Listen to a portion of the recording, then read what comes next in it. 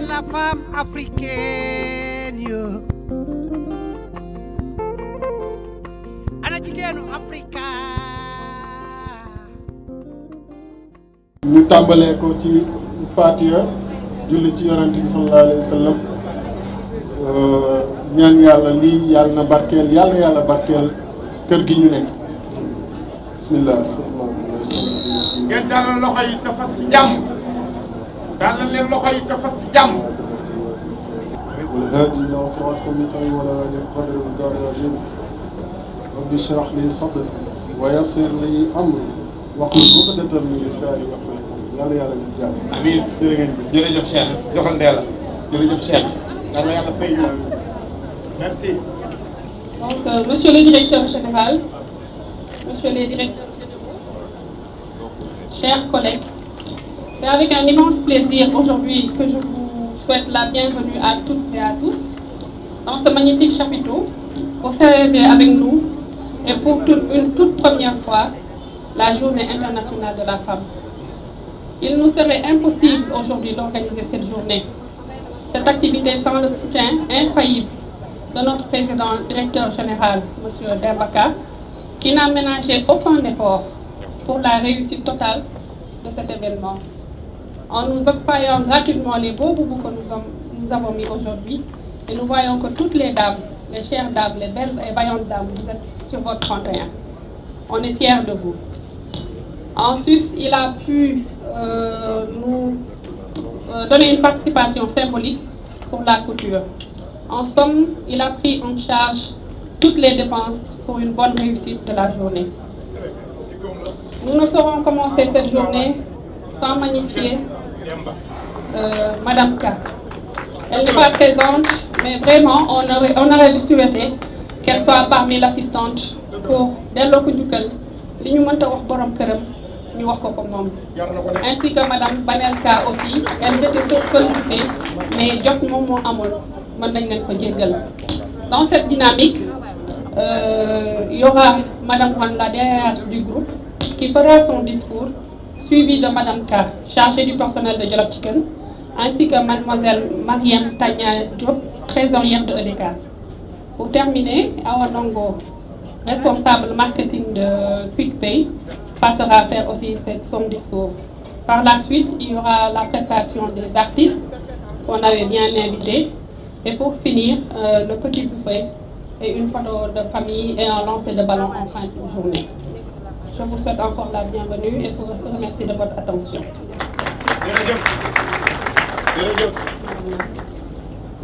jërëjëf loolu am na solo. kooku mooy daandee la yàlla si jàmm yàgg may sàkku ci mbooloo mi nag ñi nga xam ne ñooy kilifa yi nga xam ne woo na leen ngir ñu war a barkeelu tey ci bis bi nanu jege discours groupe EDK rek la ñuy ubbee kenn ci ñoom mooy wax groupe EDK. madame Wan ma bëgg ngeen tàcc ko may ko loxo bu baax a baax madame Wan jigéen bi mën góor jàmbaari fëkk tëdd ji liggéeykat bi noobal bi gor si moo fa seen wax ak nag waa groupe EDK gépp ma bëgg ñu déglu ko te bàyyi ko xel bu noppee danañ tàbbi ci discours wàllu price muy supermarché bi ki yor seen kàddu kanam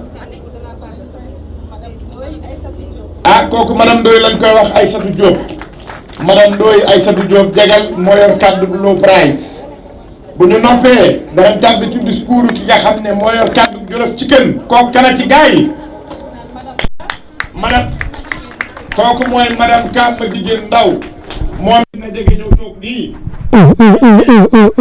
yegsee ci moom rek kanoy dama ko ubbi woon kanoy dama ko ubbi woon bu ñu jógee ci moom nag danañ ko tëyeeg sama kooku nag tubarkàlla macha allah mooy sama directrice commerciale wàllu communication bi nga xam ne ci la ñu ma boole def ma ambassadeur kooku moo ci suma kilifa moo ma jox ndigal may defee moo may tere may bàyyi kooku mooy ajaratu Awa Ndaw ma bëgg ngeen tàccu ma awa bu baax a baax a baax Adja Awa yegsil moo DG yegsil bismillah madame yàlla sa jàmm yàgg acca fii la waaw bii Donc bonjour chers collègues, chers sœurs.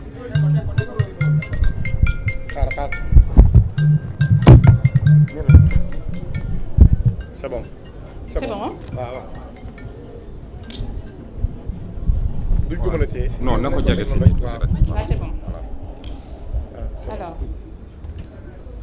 avant tout d'abord, je vais commencer par Bismillahir Rahmanir Rahim et aussi Alhamdulillah Rabbil Alamin. Wow. C'est un événement que nous avons souhaité organiser depuis quelques semaines.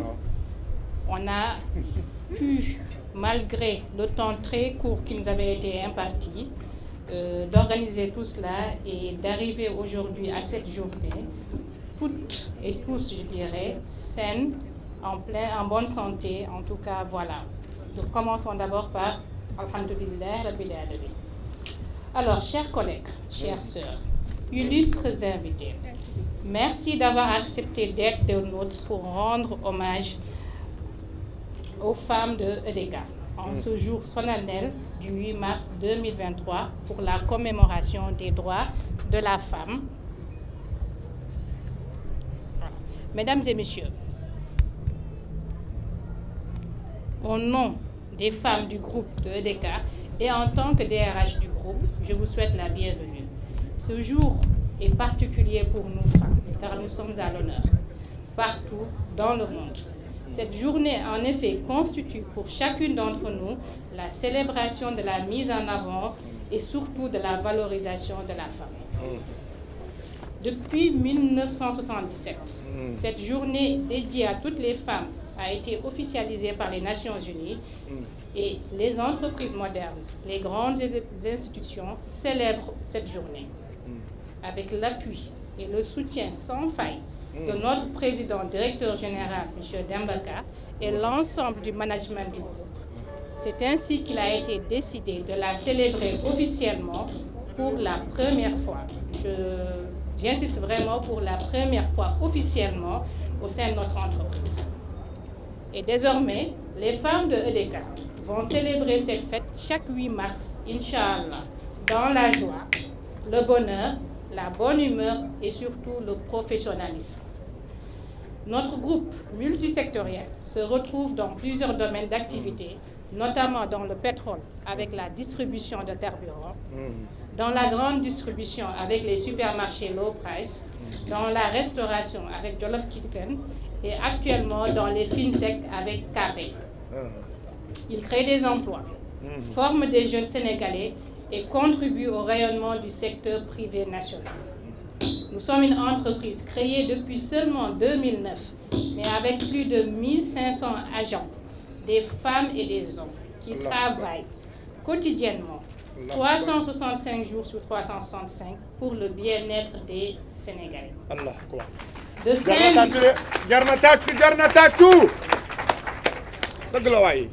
Saint-Louis à Sédhiou, de Dakar à Kédougou, en passant par Kaolack, Touba, Diourbel, Dara Jolof, Thiès, Louga et tout dernièrement Mandadouane. Bref, sur tout l'étendue du territoire, nous sommes présents pour le bonheur et la satisfaction de nos clients. Cette première édition a été pensée autour du thème travail et solidarité. Mesdames et messieurs, chères sœurs, cette rencontre revêt pour nous, femmes du groupe EDK, un caractère particulier. Et ce, d'autant plus que c'est la première fois que nous la célébrons avec autant d'engouement dans notre organisation. Ainsi, où que nous soyons, quoi que nous fassions, nous devions contribuer au rayonnement de cette journée dans notre environnement de vie et de notre travail. Mais cet effort ne doit pas juste se limiter à cette journée. Elle doit être continue tout au long de l'année. Chers collègues, chères sœurs, la célébration de la journée du 8 mars 2023 doit être gravée dans du marbre. Elle doit être la pierre angulaire d'un engagement fort à la solidarité, à la cohésion, au travail et à l'engagement dans le groupe. Elle doit être une source de motivation supplémentaire pour tout le monde. Chères sœurs, la célébration de cette journée, la nôtre, doit marquer le début d'une nouvelle ère qui nous permettra dans les prochaines années d'organiser d'autres rencontres qui soient à l'image de la vision du PDG, M. Dembaka. avec un plus grand nombre de femmes venant de nos différentes filiales et des partenaires, mais également des autorités qui apprécient ce que nous faisions. Chères sœurs, aujourd'hui, les femmes représentent dans le groupe EDK plus de 46%, ce qui est vraiment, je ne dirais pas on est à la parité exacte, mais on n'est pas loin. Là, les femmes ont vraiment fait un bond en avant. Et je pense qu'en tant que DRH du groupe, en tant que femme, je peux être l'illustre exemple. Et aujourd'hui, EDK a débuté avec les stations-service. Et nous savons tous que dans les stations-service, il n'y a que les hommes. Donc, c'est dans les autres filiales que les femmes sont plus représentées. Et espérons aujourd'hui que d'ici quelques années, on aura des femmes gérantes de stations de service et qui seront aussi, pourquoi pas, des femmes pompistes, des femmes techniciennes automobiles. Je voudrais vous demander de rendre un hommage aussi particulier à l'ensemble des hommes ici présents qui, malgré leur emploi temps chargé et leurs contraintes, ont tenu à être présents ce matin parmi nous pour nous encourager de vive voix et nous témoigner leur soutien. Ils sont nos collègues, nos frères et nos oncles. J'ose espérer pouvoir encore avoir plus de femmes vaillantes et battantes dans le groupe d'ici l'année prochaine, en toutes des femmes exemplaires. Les compétences, nous en avons et nous sommes capables de relever des défis pour doper davantage la croissance du groupe EDK et embellir davantage notre image.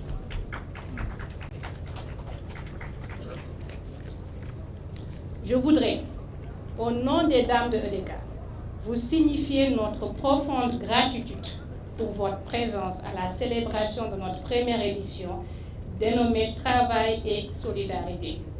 À EDK, il n'y a pas d'opposition entre hommes et femmes. Nous sommes frères et sœurs et nous travaillons dans l'harmonie, dans le respect mutuel et la cohésion. Nous pouvons dire sans exagération aucune que tous les jours sont des 8 mars à EDK. Vive la journée du 8 mars, vive la femme, vive les femmes du groupe EDK qui doivent rayonner, vive EDK, bonne fête à tous et merci de votre aimable. Mais avant tout d'abord, j'aimerais terminer sur vos coups. Je pense que tout le monde, la plupart me connaissent. Donc, je sais que dans le travail, il y a eu quand même pas mal de choses, il y a eu des petits tiraillements qui sont passés. Mais dites-vous, c'est dans le cadre du travail. Et on veut juste que le groupe avance. Que nous, les femmes, demain, qu'on ne nous dise pas, parce que dites-vous que même si on ne nous le dit pas, les femmes sont souvent perçues comme un frein dans le développement d'une entreprise. Pourquoi? Parce qu'on dit les femmes se marient. Les femmes ont des enfants. Donc tout cela signifie que moins de temps de présence en entreprise. Mais n'acceptons pas cela. N'acceptons pas qu'on nous relève au second rang. Et je pense qu'aujourd'hui à EDK, on ne nous a pas relevé au second rang. On est au premier rang, au niveau de toutes les filiales. Aussi, nous travaillons aussi beaucoup pour le bien-être du personnel. Il y a des progrès qui sont là. Il y a encore d'autres progrès qui vont être là mis en œuvre. Non pas moi, prochainement, on a vraiment travaillé avec notre partenaire d'assurance maladie et vous verrez qu'il y aura franchement beaucoup de progrès, beaucoup de changements qui sont là, qui viendront au cours de l'année. Je vous remercie. Je laisse la parole à mes autres collègues qui vont venir en parler. Et merci à vous. jërëjëf madame Wane jërëjëf kàddu yi rafet na lool ànd nag yar ànd nag teggin waaye ànd nag jub nit ni mel jarul ngay xaar mu jëf pour nga xam ko mag ju baax da doon wax naan ku bëgg loo gis bëgg ko jënd ko da ngay nangoo liggéey waaye ku bëgg loo gis xam ko da ngay nangoo jàngi tey ku dégg sa wax xam na li ngay wax tànd woo ko ku dégg sa wax xam na li ngay wax forantu woo ko ku dégg sa wax xam na li ngay wax abboo ko li ngay wax sa dënn la ne madame Wane jërëjëf yal na yàlla fay yiw yàlla barke la liggéey bi sàmm leen aar leen da bàyyi leen ak groupe EDK ba ci kanam a kanam suñu kilifa suñu bàyyi suñu PDG nit ku yàlla baaxal jëmm ji nga xam ne tubarkàlla boo ko séenee muy dem bu laajte fu mu jëm ci lu doxal réew mi rek la ne ci lu dimbali nit ñi ñoo am ci luñ jàpp di daan doole di xëy di fayeeku di dimbali seeni wayjur ak seeni mbokk rek ci la nekk jàmbaar joojee yal na yàlla sab yàlla aar ko yàlla cëral ko waaye yàlla bàyyi ko fi mu yàgg fi loolu ci wér bu nu nee EDK nag sama xel day dem ci sama rakk ji maam xaar sama rakk bopp la mooy sama comptabilité weer wu dee sama chèque ci moom lay jaar maam xaar nuyu naa la ci kàddu gi EDK gépp ndee la ma bàyyi la kàddu gi mënul ñàkk balaa ñuy continuer ni ñu ko waxee woon ci discours de bienvenue bi rek ñu ngi dalal jàmm madame Ka Banel bi laa ndesi la ko wax soyez la bienvenue yaa ñu dëgëral yaa ñu gunge dëgg la ñu ñemee am nga ci part de responsabilité dëgg la ndax magoo rek bàyyi ñu da nga mag gunge la bienvenue à vous donc les discours vont suivre léegi may woo sunu beneen naataango madame Ndoye Aïssatou Diop encore une responsable pour dire combien le groupe EDK dans son optique et sa vision dafa jiital jigéen ñi madame Ndoye service bi muy gérer logistique te ku ne logistique da ngay yaakaar ne góor rek moo fa mën na xarañ mais tey jii moom moo nekk au niveau de dépôt fa ñu centraliser commande yi fa ñuy dispatcher lépp luy si nekk si boutique yi moom moo fa nekk jigéen ju mën góor la jigéen ju mën góor la jàmbaar fëkk tëgg la waaye tàccu leen ko waaye tàccu leen ko ndeysaan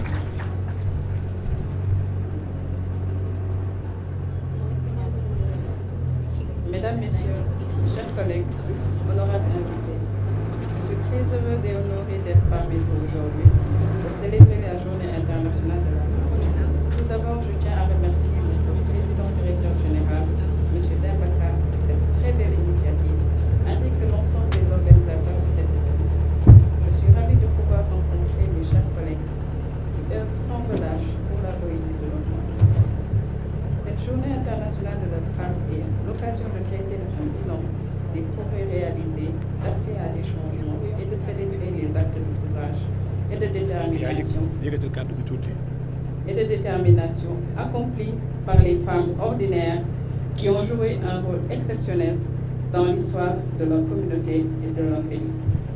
Au sein de notre entité, Low Price, les femmes de valeur sont très présentes, que ce soit au niveau du top management ou sur l'ensemble des échelons des différentes activités du secteur. Elles représentent 46% du personnel et sont connues pour leur rigueur, leur sens du détail et leur soif de résultats positifs pour hisser notre entreprise au plus haut sommet. Au début de cette belle aventure EDK, les femmes n'étaient que deux. Aujourd'hui, après seulement 12 ans d'existence, leur nombre a considérablement augmenté. C'est très remarquable. Il est important de mentionner que Low Price compte 5 managers femmes de supermarchés, performantes dans l'exercice de leur métier. Parmi elles, Mme Fatmata Diallo, également connue sous le nom de Mme C, dirige la boutique Wilkin, la plus belle des boutiques aux Almadies, avec compétence, sérieux et rigueur. Kadia Fall, une femme battante, gère la boutique de Sikambao, qui génère le plus de chiffre d'affaires et qui est la plus grande en termes de surface de vente. Fatou Dien, Mme Camara, expérimentée, ainsi que Mambouri Baké, étoile montante dirige respectivement les deux boutiques qui ont connu le plus de progrès depuis le changement de management, à savoir Guédiawa et Louga. Nous n'oublions pas notre jeune sœur Fatou Ngom, gérante de Diourbel depuis 2021, ainsi que notre doyenne, Mme Dior Soka.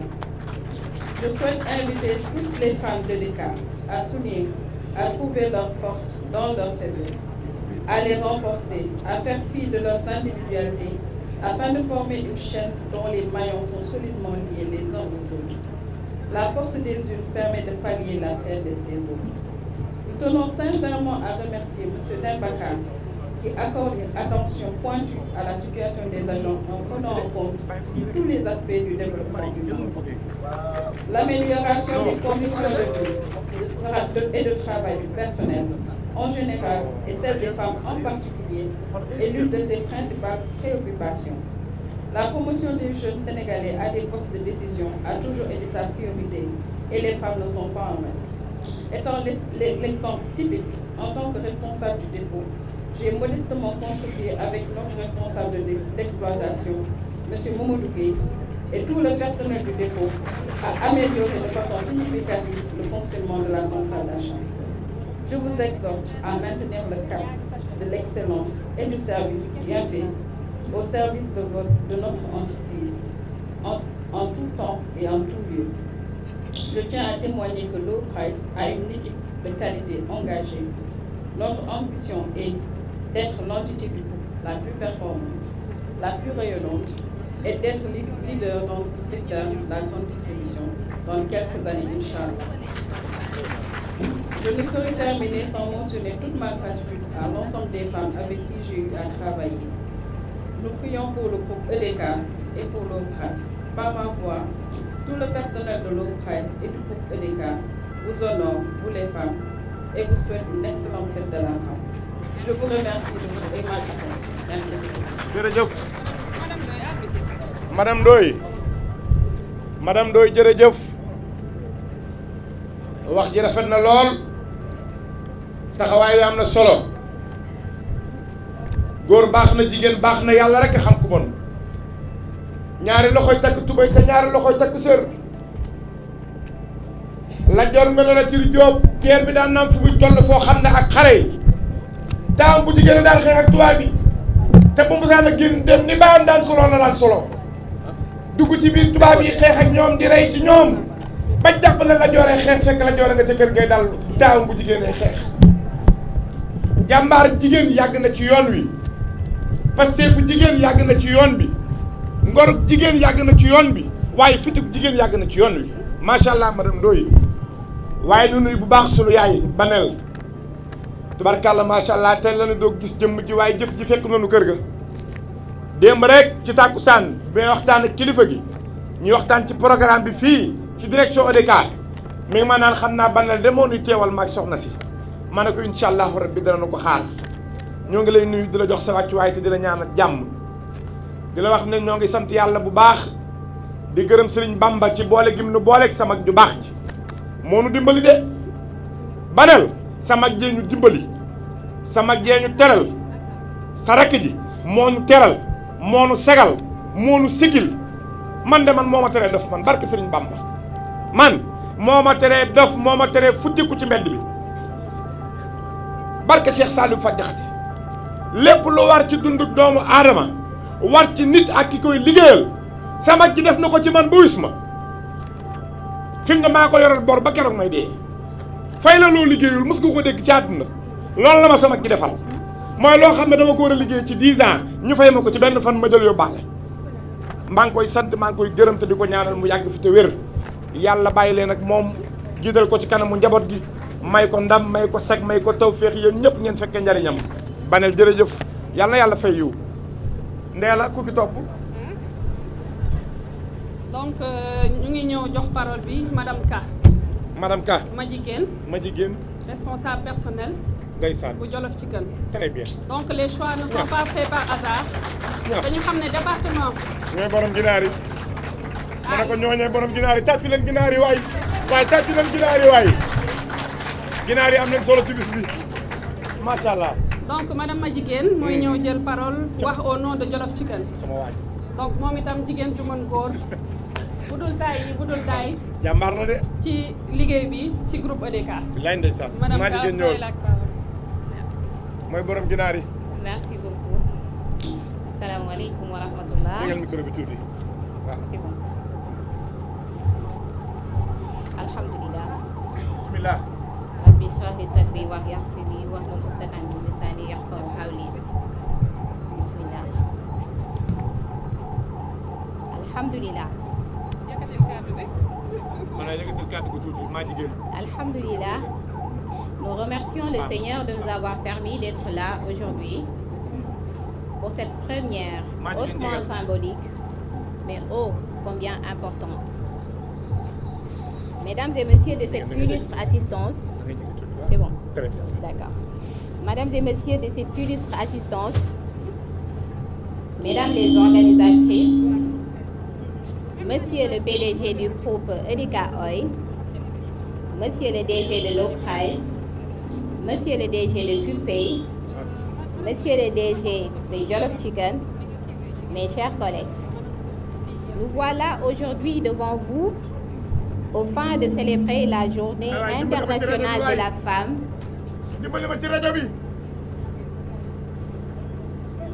C'est bon. Cette célébration suscite une particularité notoire. Ah d'accord. Ok. Ok. Ah, excusez-moi. Comme ça. Okay. Ok. Donc nous voilà aujourd'hui devant vous au fin de célébrer la Journée internationale de la femme. Cette célébration suscite une particularité notoire car au-delà d'une commémoration, elle constitue également un moment exceptionnel pour marquer la lumière que constituent nos mères, nos filles, mais aussi et surtout nos collègues et l'ensemble du personnel féminin que constitue le groupe en général et Jollof Chicken en particulier. Sachez mes chers ladies que nous sommes vraiment très fiers de vous car mesurant à juste titre votre dévouement quotidien au rayonnement de notre si chère entreprise.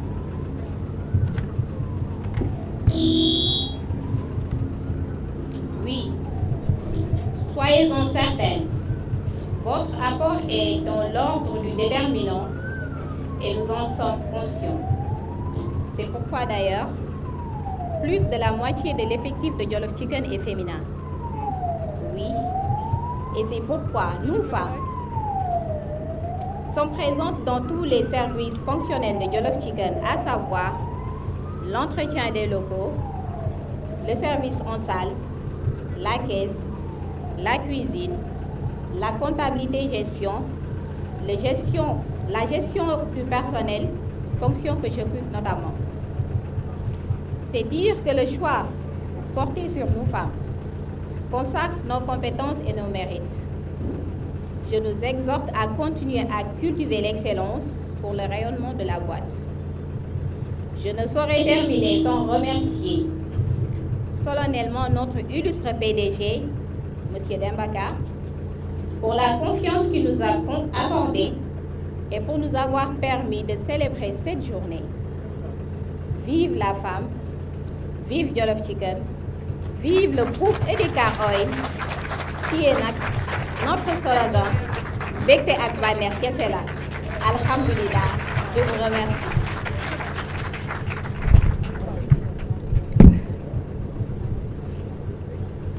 jërëjëf maa jigéen madame Ka jërëjëf merci beaucoup borom ginaar yi wax ji rafet na saako bu deful du taxaw ci sunu biir yi yaa ngi def fi ginaar ñoo ngi lay ñaanal nga am jàmm yàlla nga mucc yàlla nga wér yàlla nga yegg réew yoon xale nga waaye am nga jom de ràññee nañ la ci ginaar yi de maanaam na saa sunu xiifee bu ñëwee ci yow nga reggal ma bëgg waa Jollof Chicken ngeen tàcc ko bu baax a baax ak ñi ci teew ñëpp dinaa bàkk sëriñ bu baax bàkk waaw borom musol doore yi waa Jollof Chicken ñu baax macha allah ma bàyyi la kàddu bi Ndéla nga wax ma kan mooy ñëw. donc su jàmbaar jooju ma jigéen jàllee donc dañuy jox parole bi mademoiselle Diop Mariam Tagna moom itam doon jigéen doon responsable de service nekk sunu trésorier au niveau de EDK. Donc la parole est à vous. Madame Tagna, bismillah. Bonjour à tous. Tout d'abord, je tenais à vous souhaiter la bienvenue et vous remercier au nom de notre grande famille EDK Oil. À tous ceux qui nous ont accompagnés, de près ou de loin, tout au long de ce parcours, nous vous disons un grand merci. Comme vous le savez tous, EDK Oil SA est une société de distribution d'hydrocarbures, forte de 10 années d'expérience, qui a développé une offre multiservice à destination des particuliers, des professionnels et de l'administration. Aujourd'hui, 8 mars 2023, nous sommes tous réunis ici pour célébrer nos Diamba, nos lumières, les femmes. Femmes dans lesquelles nous ne serions pas ici présentement. Femmes fortes, qui assurent l'équilibre et la stabilité de notre société. Femmes qui jouent un rôle essentiel pour surmonter les plus grands défis auxquels nous sommes confrontés aujourd'hui, les meilleurs gestionnaires au monde. Femmes pour qui le monde continue de tourner. Femmes douces et précieuses qui sont porteuses de richesse et d'abondance. Elles doivent être entendues, valorisées et appréciées dans l'ensemble de la société, afin que s'y reflètent leurs perspectives et leurs choix pour leur avenir et celui de l'avancement, sans aucune violence et discrimination. Étant conscient de la place qu'elle occupe dans nos vies et dans la société en général, EDK Oil a donné l'opportunité aux femmes d'occuper les postes de direction en finance, en ressources humaines, en tenant compte des aspects éthiques de ces dernières. Cette féminisation de nos postes... Allô? Bismillah. Test. Bismillah. Yokkal ma bi.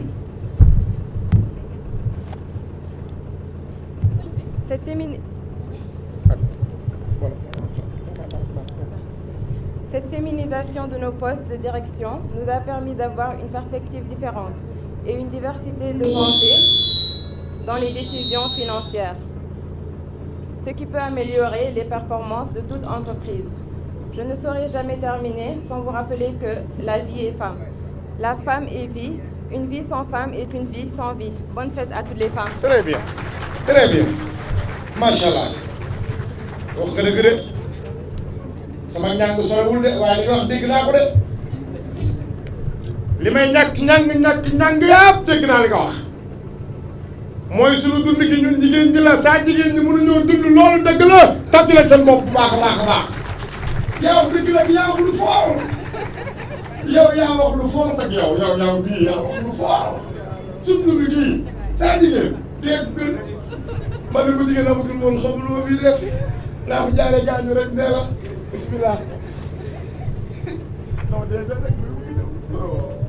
donc bu Mariam jàllee dañuy jox parole bi Awa Ndongo responsable encore ñu waxati rek jigéen ñi jox nañ leen gëdd ci kër gi. dëgg la moom itam mooy responsable. Kapay. marketing de Kapay. ah waaw Kapay bi nekk sunu bijou. ah waaw mujj juddu gën a baax. Moro. ah waaw. noo tudd. moom Kapay mi ngi nii. noo tudd ñu ne la zéro. noo sant ñu ne la zéro. foo jëm. loo ci def mu dellu ci sa réew. loo jënd ci code marchand bi 1% sa alali réew la. yeewu jot na. tubaab yi sonal nañu. tubaab bi ñëw ak kilifa diine yi taxul nu bàyyi. tubaab bi ñëw ak buur yi taxul nu bàyyi. tubaab bi ñëw ak président yi taxul nu bàyyi. léegi nag ñun tuñu. xale nag lañ bëgg ba dee te duñ ko nangu. lii ñoo ko moom. sunu alali réew la. loo ci def ci sa réew lay dellu. yónneel ma sama yaay junni jarta woo tubaab. yónneel ma sama baay junni jarta woo tubaab. ci réew mi laay ne. yónnee ko jox ko sénégalais téye ko jëbbalaat ko sénégalais lépp delluwaat biir Sénégal. moo DG loolu lu doy waxal lu la saf sa waay. merci Omoro li nga wax xam na solo yaakaar naa mbiru Kapay moom du ma si dolli dara. ndax yow yaay ambassadeur bi déjà li nga sol sax firndeel na ko. dëgg la. Alors moi franchement là je suis vraiment très contente parce que mesdames vous êtes vraiment très magnifiques. wax dëgg yàlla madame Wane vous avez de la chance d'avoir au sein du groupe des femmes aussi magnifiques, aussi élégantes, classe et qui incarnent à la perfection l'image du groupe EDK à travers toutes ses filiales, que ce soit Low Price, Jollof Chicken, EDK Oil et QuickPay. Alors c'est un très grand plaisir pour moi de partager ce moment de convivialité avec vous à l'occasion de la célébration du 8 mars organisée par les femmes du groupe EDK. Le thème de cette journée de la femme impose une réflexion quant au monde inclusif, mais aussi à la valorisation de la femme dans un univers totalement innovationnel et technologique.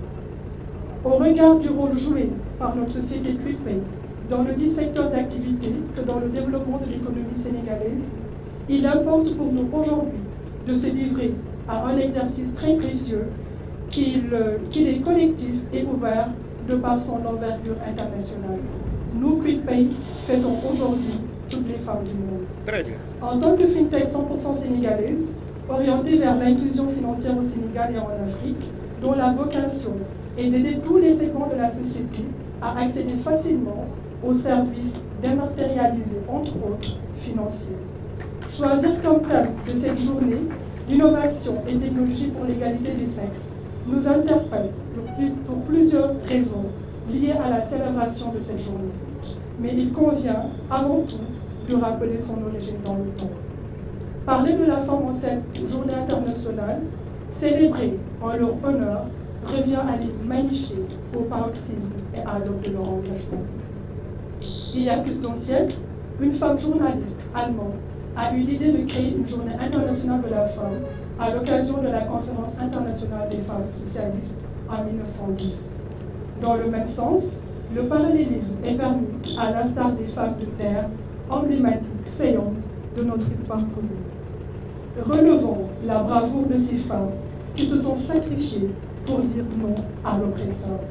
Cependant, en tout état de cause, je voudrais rappeler combien ces femmes ont incarné le courage, la grandeur et l'audace dans leur comportement, tout comme toutes ces femmes qui sont assez représentatives dans toutes les filiales du groupe EDECA. Aujourd'hui, nous avons plusieurs raisons de les célébrer au nom de l'honneur et de la dignité. Il me paraît opportun, quant au thème de cette année 2023, de souligner que l'économie des pays africains est en partie pilotée par des femmes.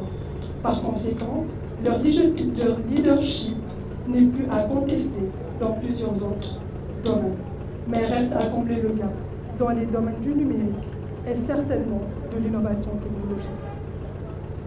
Eu égard à cela, l'intégration des femmes dans les domaines technologiques conduira forcément à des solutions créatives et offre un grand potentiel d'innovation qui répond à leurs besoins. Nous, QuickPay, œuvrons pour l'égalité des chances à tous les niveaux hiérarchiques. Il me semble opportun de m'arrêter un instant sur la représentativité de la femme au poste de décision au sein de notre structure. Les femmes représentent plus de la moitié de l'effectif global réparti dans tous les départements, aussi bien techniques qu'administratifs. Nous sommes très fiers de compter parmi nous des femmes directrices de services, ingénieurs, responsables techniques et monétiques, commerciales, entre autres. Notre style de management plaide pour l'égalité des droits, les faits et les mentalités, le tout dans le respect à la différence. Au vu de ce qui précède, nous nous engageons à consolider la position de la femme au sein de notre structure et de familiariser leur intégration dans toutes les instances de décision, aussi bien qu'en interne qu'en externe. Chers collègues, cette journée vous est offerte pour célébrer les femmes de toutes les filiales, en particulier les femmes aussi de QuickPay, dans leur force, leur splendeur, leur beauté et leur détermination dans le travail. C'est aussi l'occasion pour tous les collaborateurs d'honorer leur dévouement et leur contribution inestimable à la réalisation de notre mission. Nous leur exprimons notre gratitude et notre sentiment de fierté pour tout ce qu'ils ont accompli. Vous, femmes de KPI, avez surmonté d'énormes obstacles pour arriver là où vous êtes aujourd'hui, quant à votre implication pour le développement de cette entreprise. Nous n'allons pas vous tarir d'éloges, car votre profession de mère, vous élevez les enfants, gérez vos foyers et améliorez leur qualité de vie, tout en fournissant un effort inestimable pour la réussite de votre mission dans les différentes entreprises. Aujourd'hui, nous vous célébrons, vous les femmes, collègues, amis, conseillères que vous êtes. Soyez assurés que nous sommes fiers de vous, de votre force, de votre détermination et de votre résilience. Nous vous fêtons joyeuse fête de la femme. Nous ne saurons conclure cet hommage à la femme sans pour autant remercier notre président, directeur général, M. Derbaka, qui n'a managé aucun effort pour la réussite de cette journée. Merci d'avoir eu cette vision prospère, d'anticiper sur l'économie du futur, de l'immatériel et de faire de QuickPay ce qu'elle est aujourd'hui. Je vous prie de bien vouloir, en tout cas, profiter de la fête. Bonne journée des femmes à toutes les femmes du monde, spécialement à vous les femmes du groupe ODK. Merci beaucoup. jërëjëf waaw tàggu la ma sama DG waay jërëjëf kooku mooy sama directrice commerciale Awa Ndong mu baax mi kii maag moom a ànd Kaolack maag moom a ànd Kolda maag moom a ànd Diourbel ñoo ànd Saint-Louis du Sénégal ñoo ànd Thiès ñoo ànd Mbour ñoo dugg ci banlieue bi Pikine Thiaroye Guédiawaye wër Ndakaaru ak li ko wër maag moom ak équipe bu KP gépp mënuy sunu kilifa sunu DG El Hadj Malick Guèye di ko ziar di ko ñaanal taxawaay bi yàgg yàlla bu dal fanam ci wéral ay cërëm waaye aw mii man damaa waat ne jigéen ju man góor la liggéey bi rendez-vous bi buñ ko joxee 8 heures awa 7 heures du matin fii la koy fekk mu taxaw ku ñëw fii nga koy fekk moo lay dalal ña war a yor t-shirt moo leen koy jox ña war a dugg ci kaar yi moo leen di dugal ñay dugg ci bus yi moo leen dugal auto presse bi moo koy organiser awaay defar lépp ba mu baax ñu tegu ci yoon dem liggéey bu ñu wàccee fii lay taxaw def dernier réglage yi def point yi yeewi ñëpp ba ñëpp ñibbi mu doog a ñibbi loolu nag njàmbaare koy def ngoro koy def joma koy def fulla koy def waaye fayda moo koy def ak nangoo liggéey awa ñoo ngi lay ñaanal nga mucc ñoo ngi lay ñaanal nga wér ñoo ngi lay ñaanal yéene gi nga xam ne ak yaakaar gi kàppee am ci yow yàlla ko yàlla mottali may nuyu nag suma kilifa suma DG kenn ci man di Massamba ni ku yàlla baaxal gars yi tàccul leen ma Massamba bu baax a baax a baax saa neex préparé te jege ndax faw nu yëngal jaaj ji tuuti chauffé salle bi soxna yi jóg def yëf ñu doo ko yegg si nag ci remise de diplôme bi waaye balaa boobu baneel maa ngi lay seeral ak cant jëme ci Massamba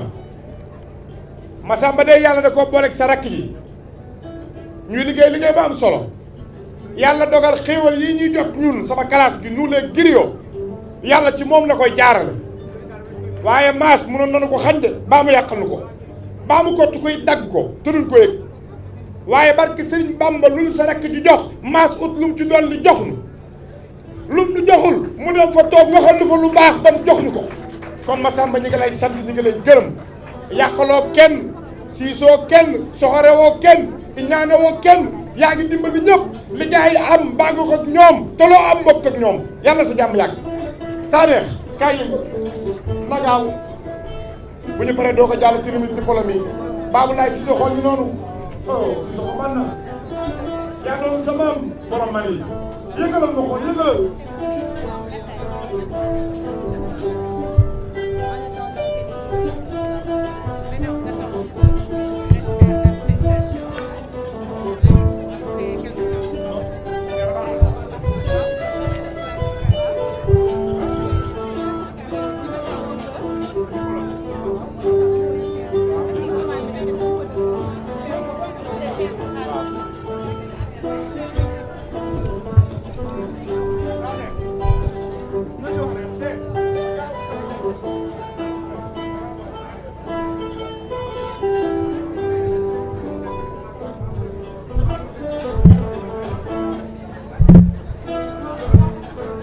Aja ñëw leen Sané Aja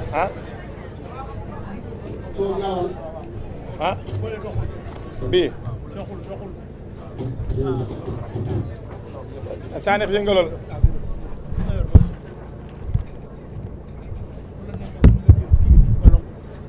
bii tool kaay nii pour nga taxaw bi may la so salaamaaleykum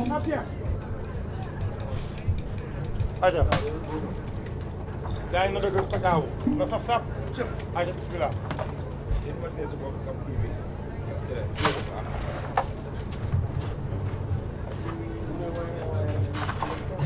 dama ni jigéenu KP yaa ngi nii toog ak EDK jigéenu EDK yaa ngi nii toog ak low price ñii nag ñooy jàppale EDK ñooy jàppale Jolof Këccël ñooy jàppale EDK ba mu agsi ana waa Jolof Këccël ana waa Jolof si kenn voilà gis nga ñeeg yi toog nag moom ñu liggéey am nañu jom yóbbu nañ EDK fu ne yéen rek yéenay jaaraan nee naa leen nag tey jëpp ana awa yi ngeen yor awa yee ko yor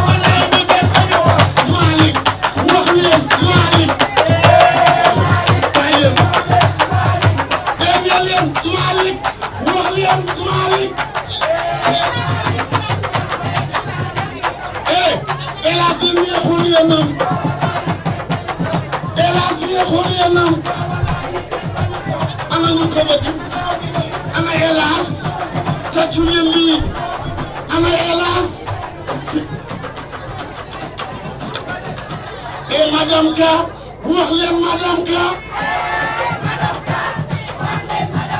dama ne Madame Ka neexul yéenam Madame Ka neexul yéenam ana ñu ko bëgg yegsi leen fii tàccu leen lii lay lay la la awa yaay awa yaay awa yaay yaay sunu awa yaay sunu yaay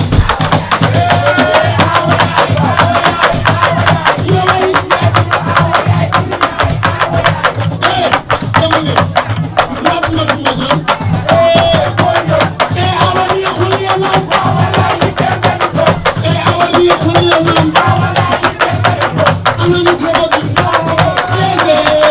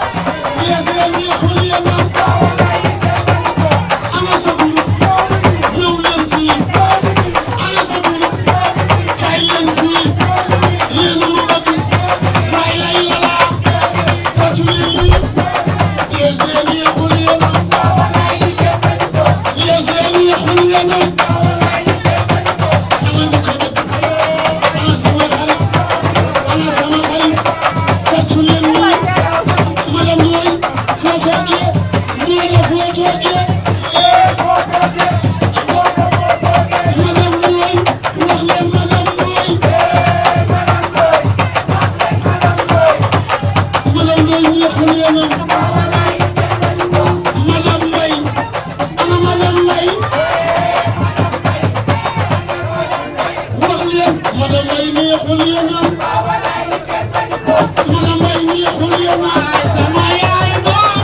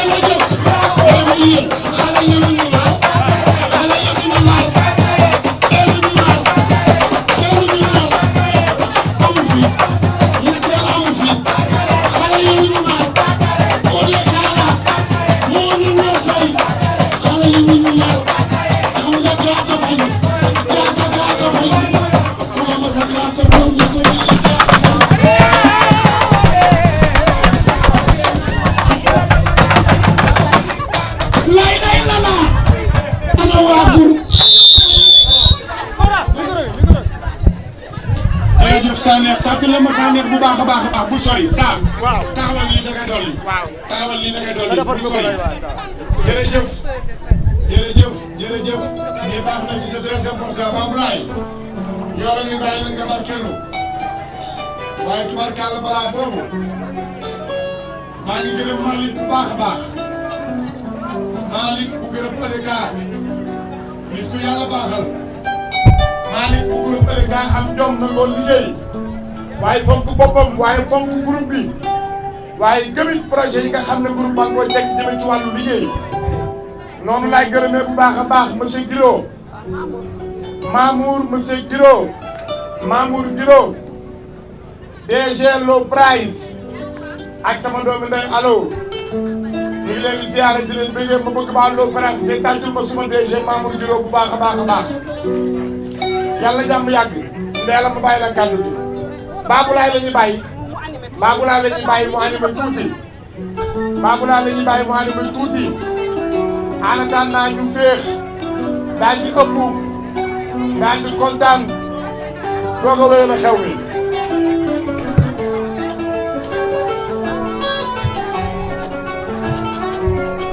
waaw.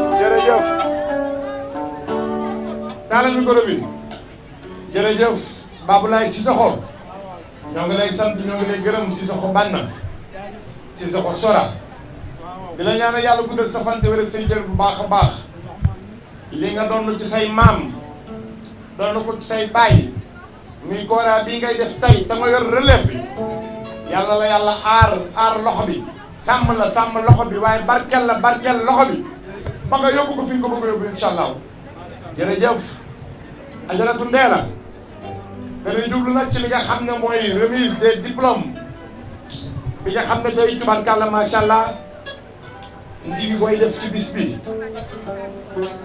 ñi nga xam ne ñoom la ñu war a delloo njukkal tey war leen a sargal diplôme yi la ñu fas yéene joxe waaye balaa boobu dañuy dugal sunu mag sunu nijaay sunu xarit Alaaji Père bu xar Père Jegal mu fas yéene teew fas yéene bëggal soppe yi def prestation bu am solo laata ñuy joxe diplôme yi Père mi nga xam ne moo ko EDK dafa yàgg démb la tey soog a ñëw oh sama waa jàngoor jàmbaar ji jibi kàppuloo yàlla yàlla ko def safan Père mi nga xam ne yàlla da ko boole groupe EDK depuis 2003 waaye tàggalee ma Père bu xar bu baax a baax waaye depuis 2003 la ko yàlla booleeg groupe EDK bi Jolof Chicken di sosu mi ngi teew bi Low Presse di sosu mi ngi teew bi Kaapay di sosu mi ngi teew te boobu ak léegi ba mu jàppee bàyyiwul benn yoon ko ngay père bu xar tantu leen ma ko bu baax a baax a baax a baax a baax père ndigalal soppe yi loo waxul baaxul man ne ko bu wax nga lépp fi ne amatul lu may wax nee naa ko wax nga lépp mais EDK moom ak père bu xar kenn ku ne xam na ni nee naa ko ci ba ñuy ubbi station yi ba ni Jolof Chicken ñëwee kon yàlla na suñu borom doon li jàmm réew mi toogaay yi rafet na ni ngeen sañ seet jekk na tey feetu jigéen ñi la moom tey feetu jigéen ñi la mais foog ma laal aawo yi tuuti laal ñaareel yi moom te ñàkk de ana Diop Ibrahima Diop am naa lu ma xeeri ma la war a sànni xam naa ci kanam naa la koy sànni dawaale ko ñibbi nga xam naa bu la dalee daan la robi Diop maa ngi moom ci ak ma yàq maa ngi moom ci àll bi ndeysaan tubarkalla mais yàlla suñu bopp xam nga daa mos a am benn miel déglu leen de. ab dégloo non si aawo la aawo la de kër gi mooy tàkk kër gi la jëppanti tàkk te ñaareel baa ngi ci biir néeg ba tëdd ñaareel bi mi ngi ci biir néeg bi tëdd kër gaa ngi tàkk néeg bay tàkk aawo bi dem su milam solom sunu cuukin takk ndigg li sol casquette jël casque luur yi daa cay teg rek soowu néeg bi daa fàq buntu bi jël teg nee lawu sàkket xëcc teg nee seng bi mu laawi teg nee tiiri lal bi génn ci biti na jëkk mat laa ba sànni ci biti armoire bi mu ne ko jëkk dóor ci biti fekk ñaareel bi fi mu tëdd tàngoor di ko bëgg rey mu ne ko jëkk yenu teg ci makk mi ñaakat moom ñaaxar ba ci wetu bi nekk ba ñu ko fa dekk teg ubbi raccord bi arrosé ko waa koñ bi génn sapeur pompier soog a agsi ñu naan aawa bi gàcce ngalaama aawa bi ay la mu dëkkee koñ bi yëpp moo mënoo di moom ba aawa bi ndax njàmbaateem bi ne leen ñu leen tekk damaa dégg ne ku lakk sa war a àjjana nga jëm ci kii yéene wu ma ko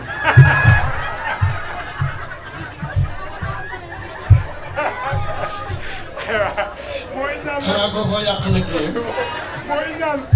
ba aaw bu mel noonu amul fii te ñaareel xoolal aaw bi tamit xam nga lu mu defa aaw bi daa ànd ak nijaay jeeg ñaari bàjjen ñu dem armée la di siyaare ji ndeysaan bu rombee benn bàmmeel ba mu xam ne mais sama nijaay ji ki sama nijaay la daal di ñaan continuer dem romb beneen ba ki sama bàjjen la kii sama mag sama rakk maam la romb benn bàmmeel daal ni kii kan sama wujj la woon ji sama wujj de la woon ma ne ko kii naka soxor barki dem moo ñaare moro ndeysaan daa am benn prison boo xam ne waa ji ñeenti at lay gas ñeenti at 4 ans waa ji di gas pour évader ñeenti at la waa ji di gas pour évader génn daw ñeenti at yi mu gas yëpp kàmb gi mu jigi fi kàmb gi fi mu amee bunt ba ubbi dañuy kàpp génn nekk ca biir bureau garde bi yàlla ma ne ko suñu borom weer na la tàkk nga waa ji toog lu man ñeenti at laalul ndox sanguwul fu mu romb xet ki di bëgg a rey nit ñi ndax tilim waa ji ki ba àndandoo ne ko tey nag par force la ngay sangu mu ne nangu naa sangu waaye mën leen ma dem àll ba wuti mat ñëw tàngalum ndox ndax daa sedd mu ne ko nangul nan la daa dem àll ba di wuti mat pour tàngalum ndox ne jàkk yam ci gaynde gu toog ñaari weer lekkul dara gaynde gi dana ko jàkk xool sa waay xool gaynde gi gaynde gi ne ko jàkk xool sa waay xool gaynde gi gaynde gi ne ko sa waay ne bëri di daw la gaynde gi sex fii la gaynde gi sex yëngal ba mu yàgg daal di yàbbi moom gaynde gi daw jaar nii sa waay daw aw nii gaynde ngay daw di daw ba ne yëngu sa biir marché ba bàyyi ak ñeer yi naaw wi gaynde ngay ay fu jëm ay jeenoon ay laxay wax nanu gaynde gi nan la yi ci kaw taabal ji taxaw ni leen mu leen daw Dakar laa jënd sama xel may téye vraiment mën a meew rek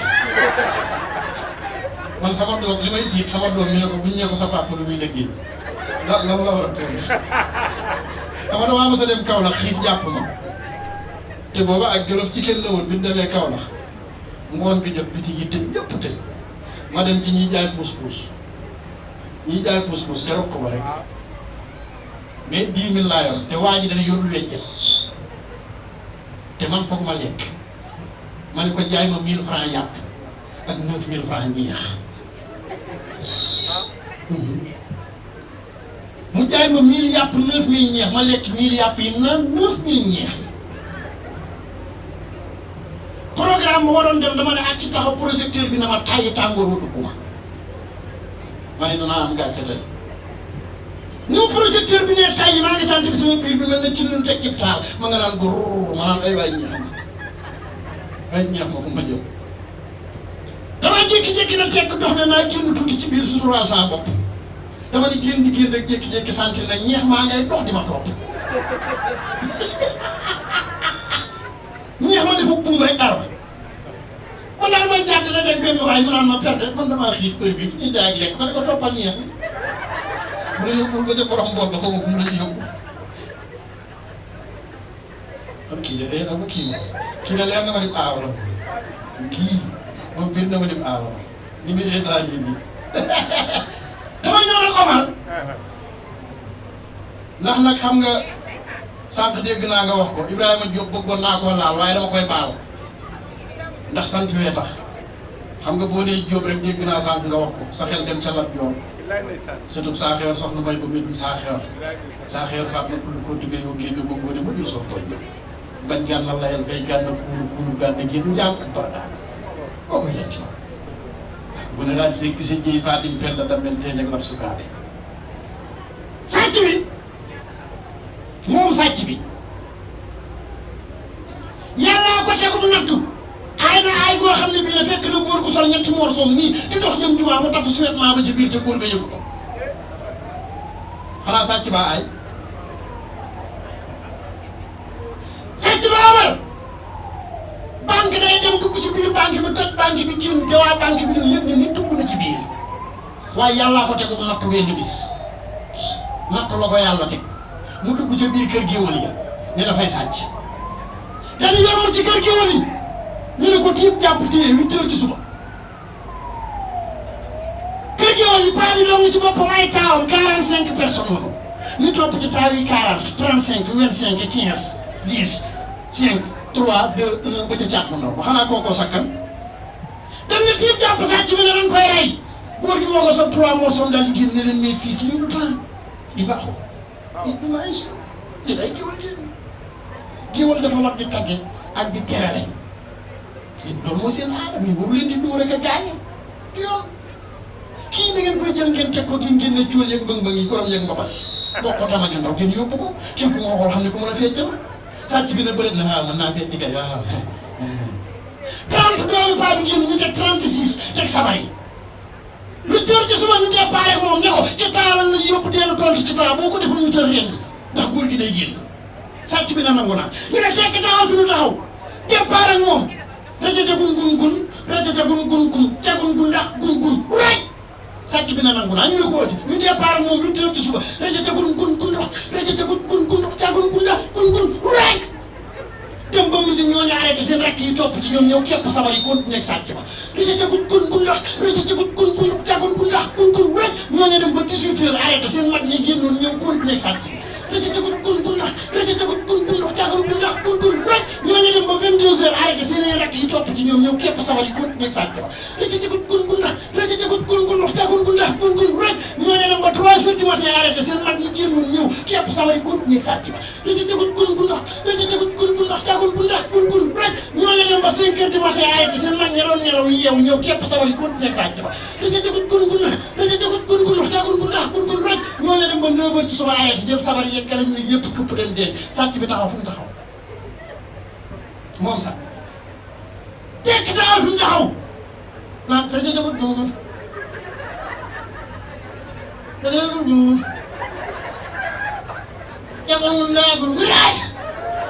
paa bi génn romb ko xool ko woo taa bi may sekk ni ko dimbali ma wool ma bàyyi Ablaye médecin bi nekk ci gaar bi fii nu woo bàyyi Ablaye médecin bi mu indi li ñuy xoolee ko feebar yëpp ñëw suñu semi su sàcc bi taxaw mu teg ko la ñuy xoolee tension tàpp sàcc bi gun rajogagut gun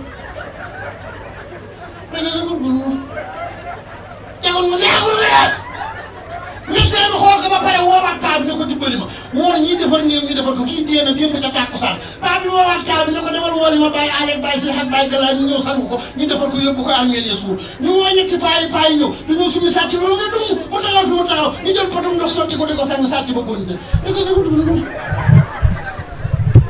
dañ ko dugg dum tegoon mu neexoon voyage mu sang ba mu set daal di jël juróom-ñaari mètre percal daa ko koy sang ñëw ko teg ko ci jàpp bi juróom-benn nit jàppoo ko juróom-benn nit juróom-benn nit ñoo jàppoo sàcc àndandoog mbooloo mi di topp ci fanweeri personne ñu naan ala sàcc ba ne ca biir càngaay la noonu da ca jëkkatu ngun tegul naaw la ñu yóbbu ba ci armeel yaa di tëj julli allahu sàcc ba départ da ca jëkkatu ngun te biir càngaay da ca jëkkatu ngun ñu gas kaa mu ko xool ne ko yow mu ca biir bëgg a maasale sàcc bi fukk kaa mu ngi jëpp da ca jëkkatu ngun ma ne kii nag ba yóbbu ñu wut ciment ak fer nan wut ciment ak fer daal ko ci dar benn yoon ba ma doon kontaan na ma daa am ndaw su doon tafu benn góor moo tax dootu ko dolli de ndeysaan ci benn tata yi xam nga rek góor yi ñàkk kerse waaye ndaw si yàllaa ko nangu daa jaawale poche ak braquette dañu yor ba nga génn góor gi ne ko na neex ko am wala yu ko dem ñu sàccee rek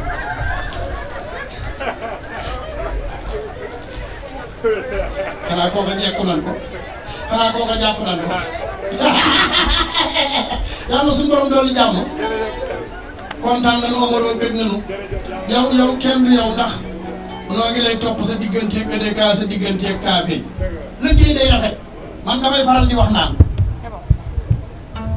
am na nit koo xam ne bii de ba mu dalee tabax ak léegi mu def fanweeri at ba léegi tabax ba àggul nit mi ngi tabax lu mat fanweeri at ba léegi tabax ba àggul te pourtant mi ngi liggéey lu mu am dem ci ciment ak fer waaye tabax bi àggul xam nga tax àggul maanaam liggéey ba da koo dugg ñëw rek lan koy fay da koy lekk waaye lii bu baaxul nit looy liggéey rek na noonu laay waxee nit looy liggéey loo nekk rek di ca liggéey fexe ba saw ñàkk na génn loolu loo ca am boo ko jariñoo barkeel te ci loo ko def rek day ful noo ngi gis sab liggéey ci kaate yi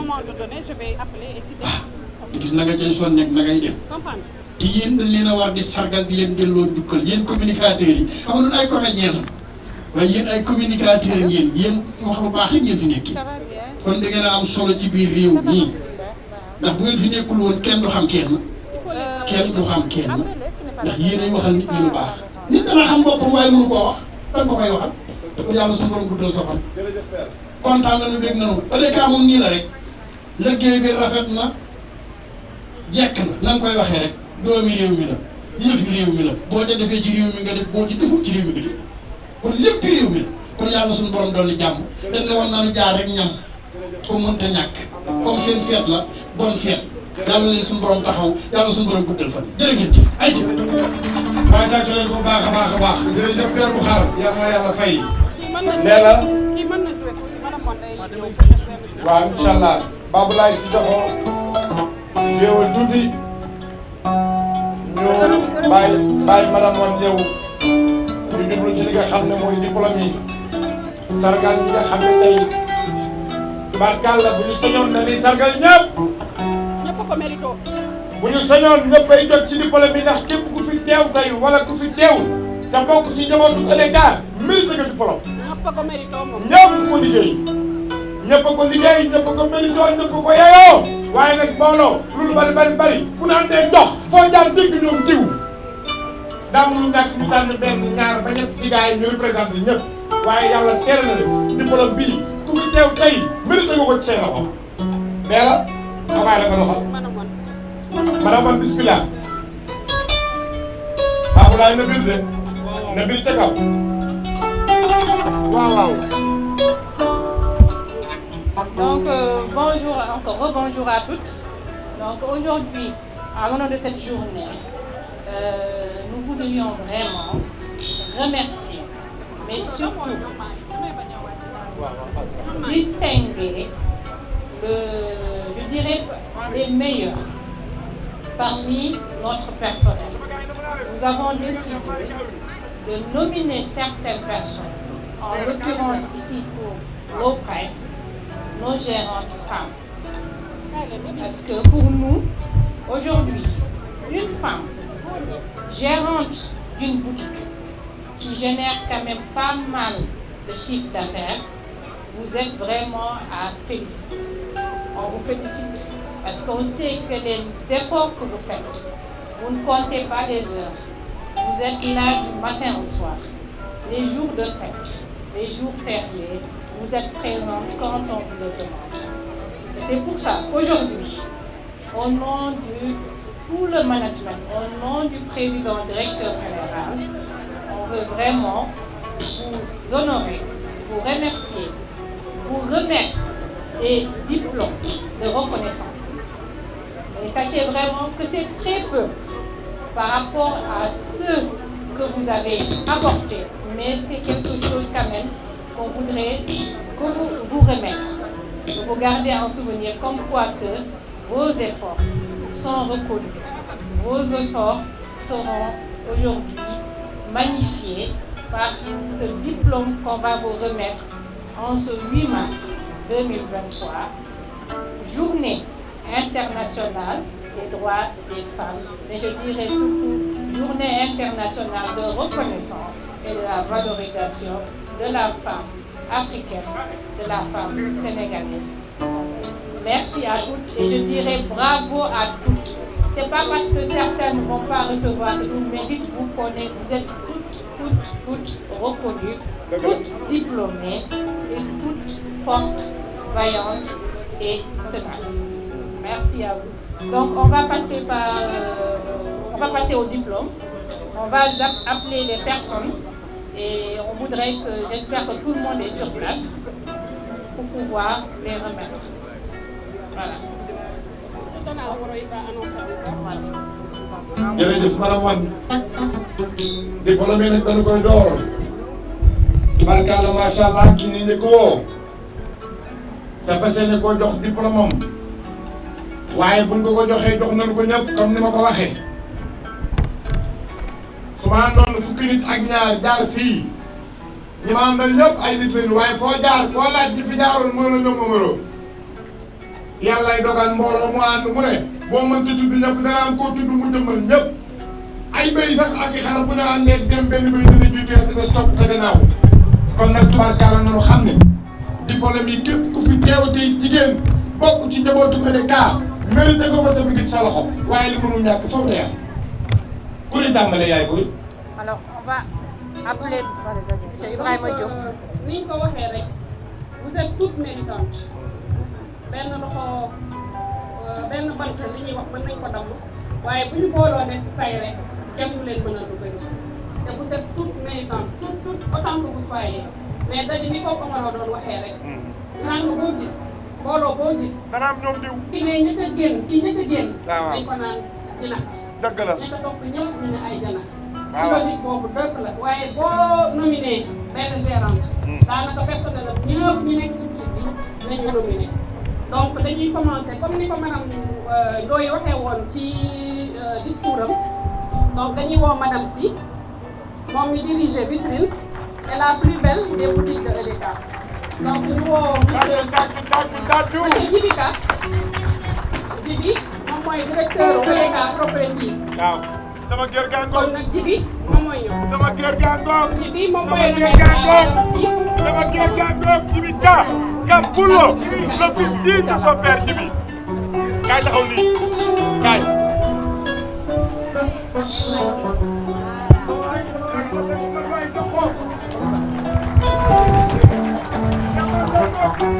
Ensuite Katia.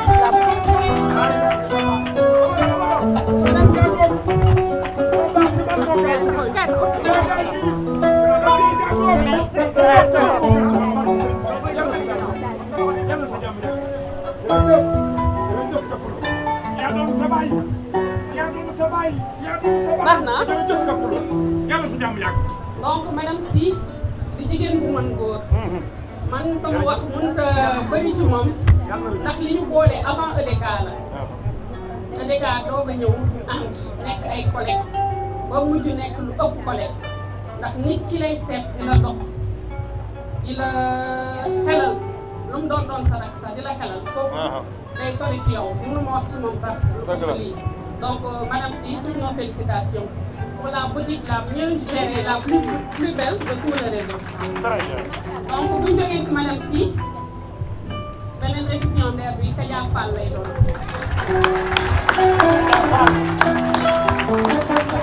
Kadia Fall monsieur Diop directeur marketing et communication bu EDK.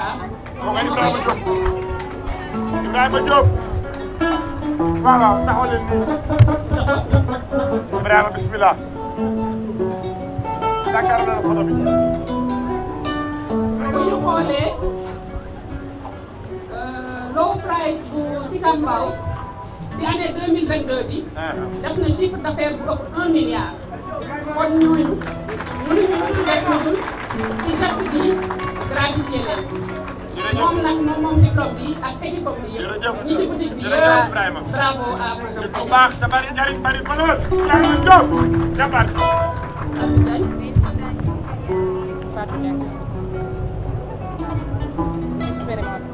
expérience bu ñu jógee ci Kadia dañuy woo madame Fatou Dieng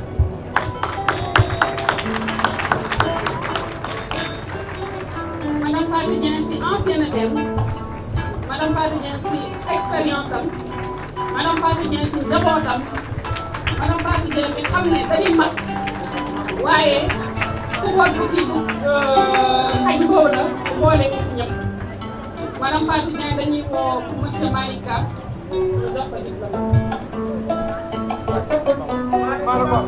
oh Malick sama jàngoon jàmbaar ji may doon waay sa jàngoon jàmbaar bari valeur encore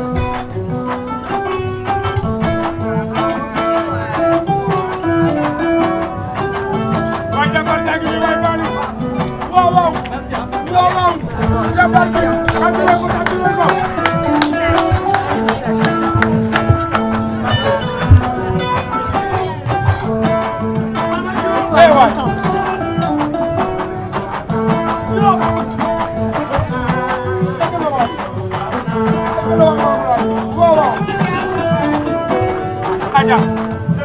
bu ñu jógee ci Fatou Dieng dañuy woo madame Mame Boury Mbacké étoile finance des boutiques qui a dirigé respectivement 2 boutiques et ont connu un succès progressif. Mame Boury borom Louga nga xam ne démb ci guddi lañ ko mujj woo ne ko ñu ñëw ndax comme on disait les boutiques de Dakar rek ñoo représenté wu tey les boutiques en région dañ leen laajoon pour ñu toog fête ñoom ci seen site yi mais moom démb ci guddi lañ ko woo teerewul def na le maximum pour mën a nekk à Dakar à 10 heures donc ñu koy remercier ci loolu. Mame Boury monsieur Cheikh Sarr directeur adjoint bu Jolof ci kër moo koy remercier di ko. waaw man lay sa jërëjëf Cheikh merci beaucoup jërëjëf jërëjëf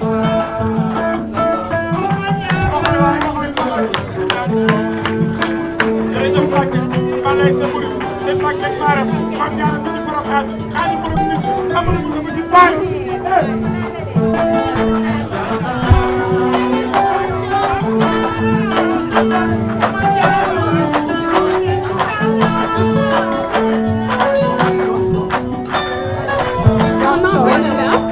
la doyenne son ancienneté sa bu ñu fa jógee dañuy woo madame Dior Sow. madame Dior Sow. madame Dior sunu doyenne ponctuelle respectueuse adorable aimante yëg ñëpp bëgg ñëpp teg ñëpp seen place li ñu doon mag yërëm nañu ñun ñëpp ndax bët moom mburu su toj te ñun ñii ñëpp xam nañ bët bu ñuy xoolee donc nag en tant que doyen ñun ñu ngi lay sargal tey donc on va demander à monsieur Cissé DRH du groupe Jolof Chicken mu ñëw jox ko diplôme. monsieur Cissé kaay monsieur Cissé bu baax.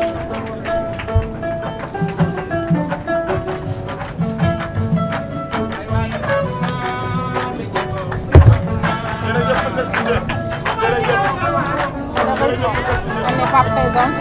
Eh, te calme, fini. Voilà.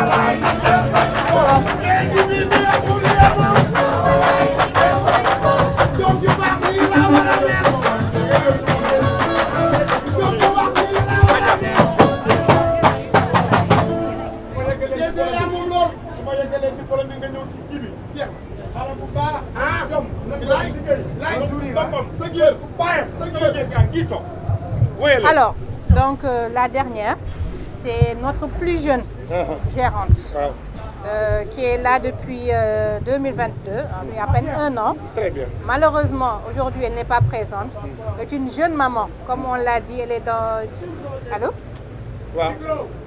Micro. Dimbali ma bul yàq sama xew bi. Micro.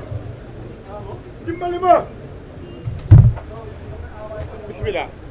Allô? Ça passe pas. Test. Allô. Allô.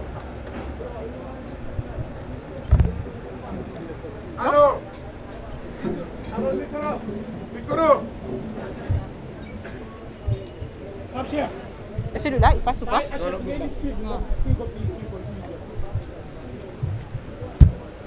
Madame Mbacke jërëjëf balay sa yàlla nga am jàmm lu la am sunu dund rek baa nu xam ko baa nu mel ko sëñ Bamba boo nu fekkee ci jotaay ñu tudd Mbacke fu nu jaar jam la jaloore ndax lu na am rek balay sa buri la sëñ Mbacke maaram maam jaar mi ci Porokhane Xaadim borom nit ñi amoon na ko mi ci baali sëñ Bamba rek lañ doy na yàlla nga dund. C'est bon, non? Micro. Allô. Baax na ou bien?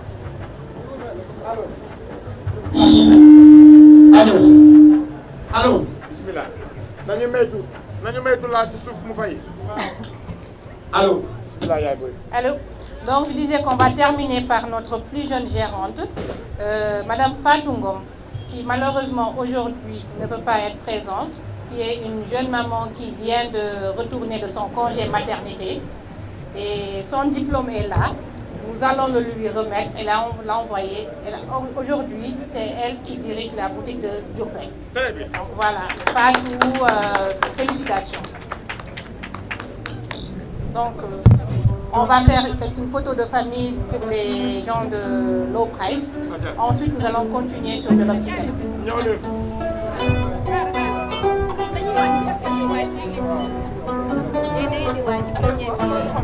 Jolof ci kenn bu ñu ko tuddee. Les femmes devant. fu ñu jaar sama waa jël nañoo borom Tiwaawan. jàmbar jàngoog. maa ko fekk Tiwaawan. saafara may ginaar. roof ko ba mu saf. mu sàppali ko. sàppali ko ba mu saf. mu firib ko ba mu saf. mu mayonnaise ko ba mu saf. ñu koy jox ko def ba dama lekkal. yàlla sa jàmm yàgg. tey ñu ngi gën a ñu koy Tiwaawan ñu xam ne lépp dëkk la. waaw soxna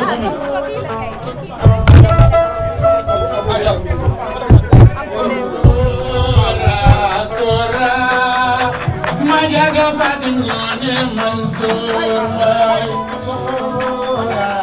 Sora ma jaga Fatou Ngoné Malick ci jamono Sora ma jaga Fatou Ngoné Malick ci jamono jambari Cheikh Macho ay waay Omaro la Omaro jambari Serigne Saliou Omaro Mali jambaru de kala Mali ci jamono Mali jambaru de kala Mali ci jamono Juba William doom ju baax ndeyam doom ju baax ndeyam laa wax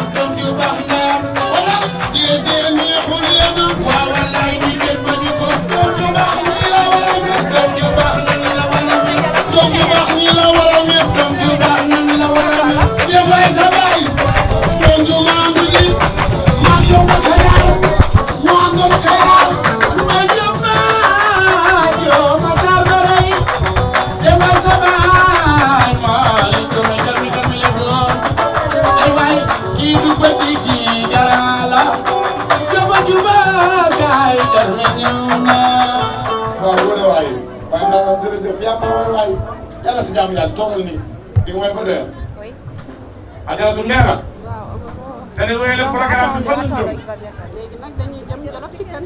fan ñu jëm nag mooy Jolof Chicken. sargal jigéen ñi. sargal jigéen ñi Jolof Chicken. borom ginaar yi nga xam ne tubaarkàlla ñoo tax kenn xiifatul ci réew mi. ginaar yi saf na nooy na niin na neex na. ba ma ci mujjee ñoom Tiwaawan ba tey guubaa ngi sama wet mi ngi ni toog.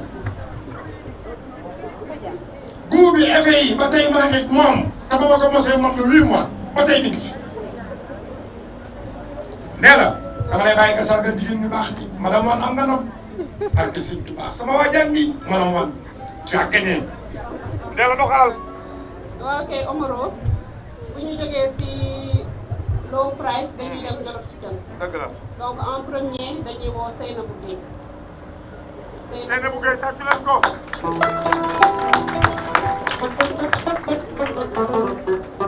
Seynabou moom defe naa ci employé yu njëkk yi la ci ñi ubbi bar yi ci la bokk jóge na bar yi li muy doon mère de famille ñu yóbbu ko Kaolack mu toog fa séjour dafa diir def ko preuve ba mu jógee Kaolack aussi ñu woowaat ko Malicounda mu jógaat demaat Malicounda def ko preuve donc foofu sargal ko war nañu Seynabou félicitation donc Cheikh Sarr sa directeur moo lay jox sa diplôme. jërëjëf jërëjëf Cheikh.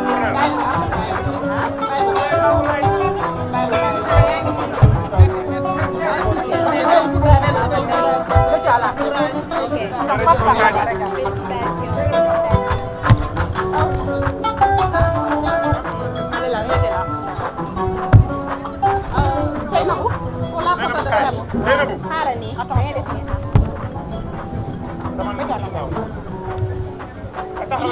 Seynabou dañuy woo madame Awa Cissé. madame Awa Cissé.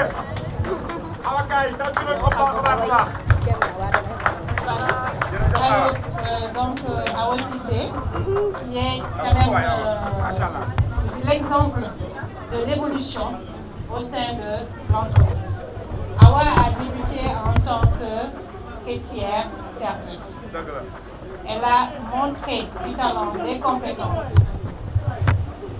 On l'a fait évoluer jusqu'à devenir manager économe. Qui dit économe dit gestionnaire du stock et gestionnaire du personnel. Très bien. Awa, on vous remercie. Je me rappelle encore de l'entretien que j'ai eu avec toi. C'était à l'ouverture de Thiès. Donc, franchement, tous nos encouragements et toutes nos félicitations. Voilà, donc on va appeler M. Ibrahim Diop qui va venir lui remettre son diplôme. Ibrahima Diop mu baax jërëjëf. Awa yaa bari jom jégal jégal tournel.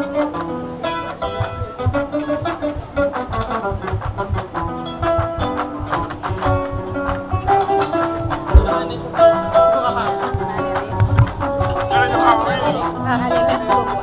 Photo de famille. donc bu ñu paree si soxna Awa dañuy wone Mané Ndiaye Diop. Mané Ndiaye Diop. Mané Ndiaye Diop. tàcc leen ko baax. Mané moom mooy Maman Africa. macha allah. moom si ancienne toute première bi la bokk. vraiment une grande dame. waaw borom borom plat yu nuñ koy waxee borom plat yu neex yi. borom plat yu neex yi. en tout cas Mané donc ñu bàyyi Malick ndax yéen ñaar yàgg ngeen. ma ne ko yàgg ngeen yéen ñaar ñu bàyyi Malick mu sargal la. borom ci siyaat ak sebama yu neex.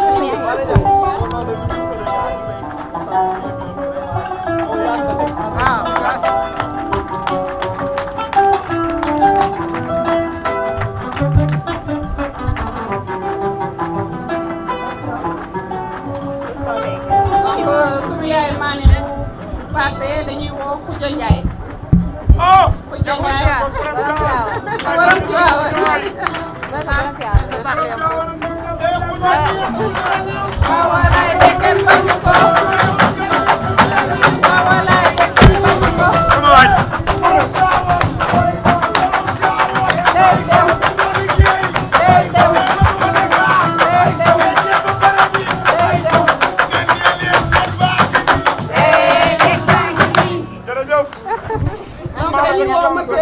directeur, monsieur Djibika, directeur de EDECA Entreprise, jox ko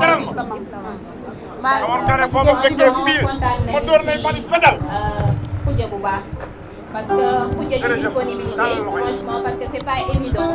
Elle représente le chef de rang maanaam chef de salle boo xamante ni peut-être gis nañu fii ñu si bari ay góor kese ñoo koy def mais moom da koy def. Et plus, elle fait des coupures qui n'est pas du tout évident parce que ce soit oui, service matin comme service soir, à chaque fois quand besoin est, elle est vraiment présente. Et nous ne la remercierons jamais assez, très sérieusement.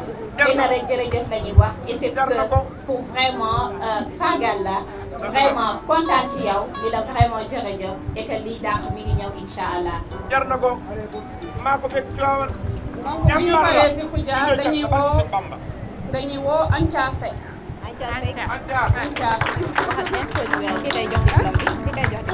donc ñu bàyyi Assane mu ñëw jox Assane Fall mu ñëw jox Ancha loolu aussi dañ ciy kontaan trop parce que ba tey franchement si suñu personnel la ñu nekk. ba tey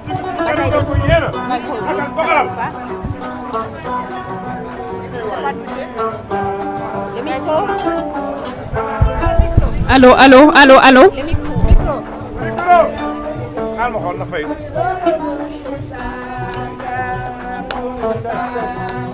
micro.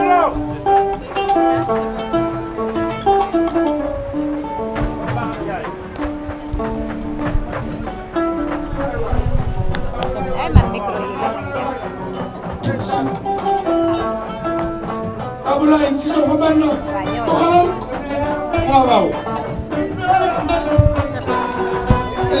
Je vais parler sur elle. Cissé, il a donné. Lola nous sommes DG Wéyel. Alors, donc bu ñu paree micro bi def na défaut waaye ma jigéen waroon na la waxal lu gën a baax la wax. waaw mais mën na continuer sax. Effectivement parce que non ça fait plaisir hein. Franchement man immense plaisir là am tey en tant que votre responsable très sérieusement comme je l'ai dit donc tout le temps maa ngi koy wax du ma leen remercier jamais assez parce que franchement personnel bu dévoué ngeen tey Ancha mi nga xamante ni tey moom la ñuy saagal elle est la meilleure caissière de notre boîte très sérieusement te fu ni caissière xam ni caisse te kon metti na nekkul loo xamante ni lu yomb la am na loo xamante ni di nga def une concentration pour mën ko def yaru na mi ngi toppatoo client yi te mi ngi nekk ci site boo xamante ni site phare la nekk muy Kaolack très sérieusement donc jëlee nañ ko foofu yóbbu nañ ko Thiès dem na fa def fa ay preuve ba ñu delluwaat ko yóbbuwaat ko Kaolack et là ça fait vraiment plaisir tey jii ñu taxaw sargal la kontaan nañ ci yow merci. jar naa sargal ba xam naa ay xale jigéen yoo xam ne ay wëyu lañu ku leen jox kees ko nga ko doon jàmbaar nga de yow jàmbaar dëgg nga ak risque yi am ci kees yëpp macha allah donc buñ fa paree dañuy woo Safiatou Sagna.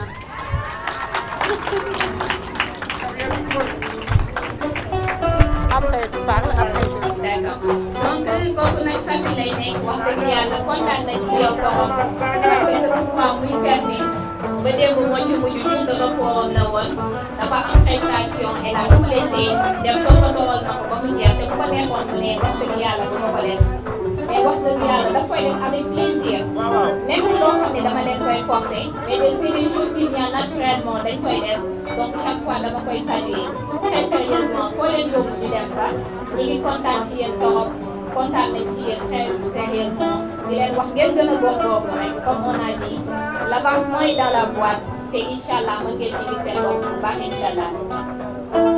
Alors comme Madame Ka l'a dit Madjiguène, ça fait tout. Je pense que en tant que DRH, je vois pas mal de personnel, mais je sais que tu fais partie de celles qui m'ont marqué. À chaque fois qu'on se croise, c'est Madame Wan, on rigole, on parle. Tu me dis, tu vas encore dépasser, ça fait tout. Mais en tout cas, une autre fois encore, bravo, toutes nos félicitations. Continue sur cette lancée, Inch'Allah. Tu as le chemin est devant toi et tu peux être responsable et je sais que tu as un bel avenir devant toi. Donc on va appeler monsieur Moussa Cissé, comptable, qui va venir vous remettre votre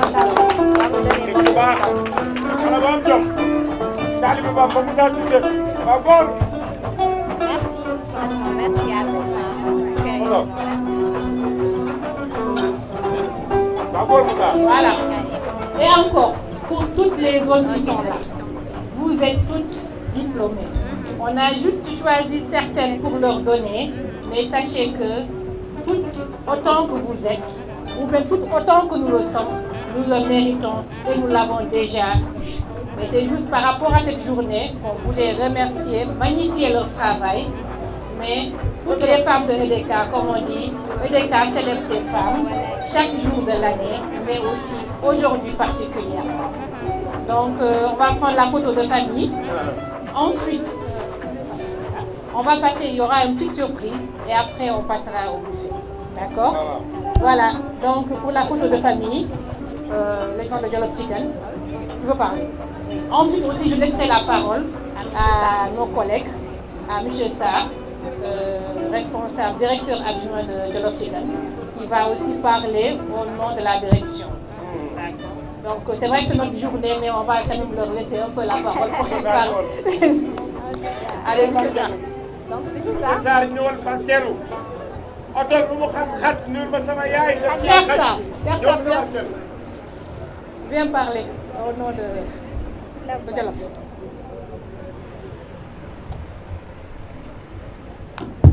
bismillah asalaamaaleykum wa rahmatullah beneen yoon.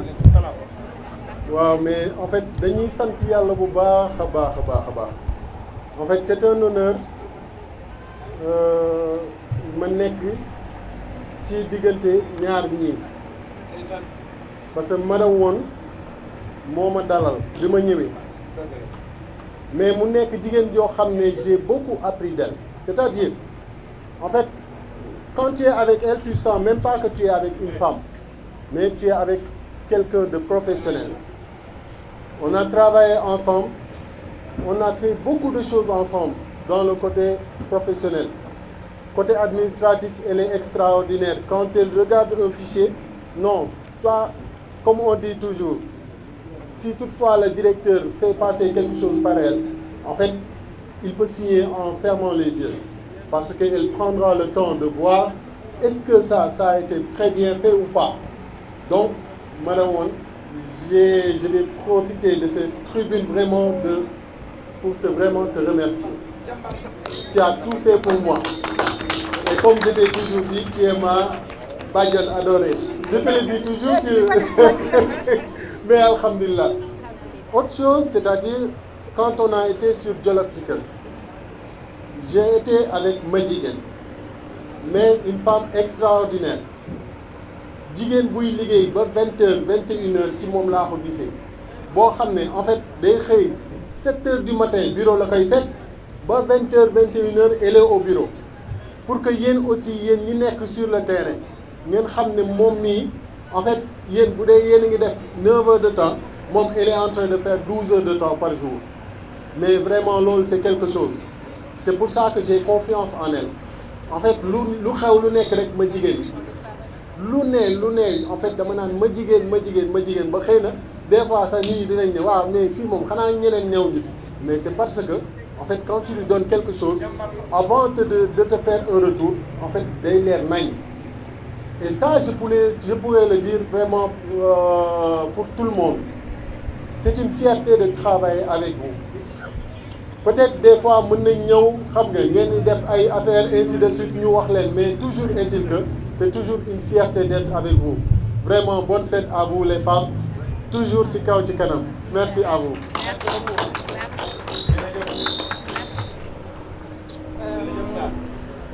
Donc, peut-être pour la photo de famille. Photo de famille, oui. Donc, vous allez... Venez, on se prépare.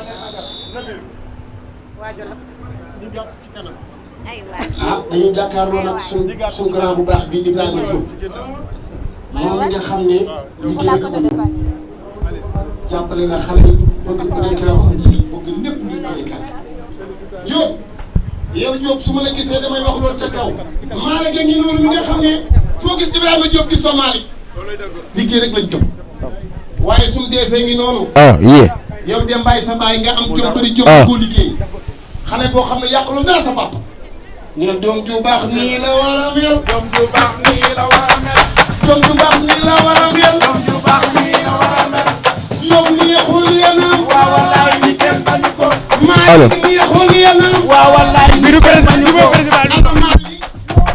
jooju yar nii la Ibrahima Diop wax leen Ibrahima Diop si Ibrahima Diop xoolal juba juba neexul yanam juba juba neexul yanam DG wax leen DG wax leen DG e dama ni doom ju baax nii la war a mel Dembaay sa baay yaa nangu liggéey Dembaay sa baay Ibrahima Diop sama DG neexul yanam Ibrahima neexul yanam xam nga kaata fayu ku leen ma sa kaata yóbbu ko biir kaata fayu waate gi yëpp ma ñëw lii ma sama liste bi lii ma liste bi allo gaawal ci suuf jigéen ñi ana madame Ndiaye madame Ndiaye mi nga xam ne moo jàppale sama jigéen madame Ndiaye wax leen madame Ndiaye dama ni madame Ndiaye nii xul yanam jigéenu maanu gi yaa nangu liggéey madame Ndiaye wax leen madame Ndiaye xoolal yaa bëgg awa yaa ko jàppale moo la dooleel madame Ndiaye nii xul yanam madame Ndiaye nii xul yanam bul may fay moom may fay moom may envoyé xaalis Kaabe wax leen Kaabe Sané dama ni ana ñu ko bëgg Ndiaye du yow madame Ndiaye ana ñu ko bëgg seen loxo ca kaw wax leen awa yaay ñaari tanta xale bu ci dugg ci sama gàtt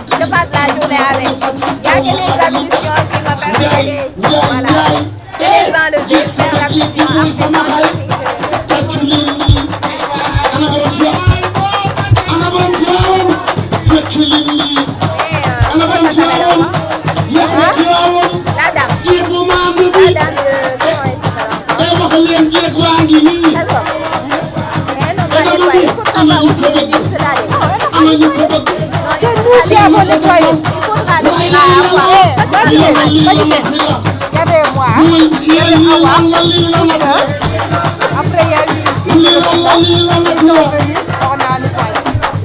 Ramata Fall nii xul yéenam xam ngeen ku ñu woo Ramadan laa woo nii leen ana Rama Fall ana Rama mu ndaw fekk nañu nii ak kan il faut danser aujourd'hui madame Ani nii xul yéenam Aris wax leen Aris mal au pied way j'ai mal au pied il faut danser ça va Aris emal def Aris madame Aris nii xul yéenam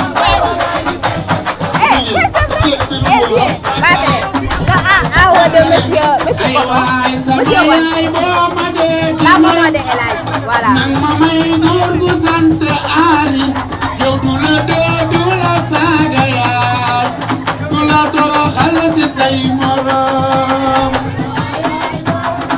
ana madame Aris lay woo sant Aris gaay du la saaga yaay du la toroxal ene ko Aris moo la bëgg am yaa ko bëgg nee na ay bëggante la mbëgg ay waay femme discipline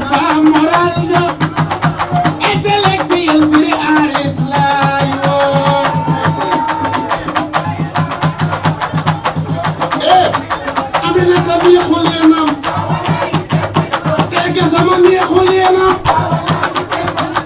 Gassama waxal yéen Gassama ngi moo ngi rek ak kan Madame Ndiaye ana Madame Ndiaye waaye nag ana Madame Mbaye Moussa Mbaye du ko seetaan mu fii ñaar kaata fayu wi sama ndey yaa ma leen gënal kaata fayu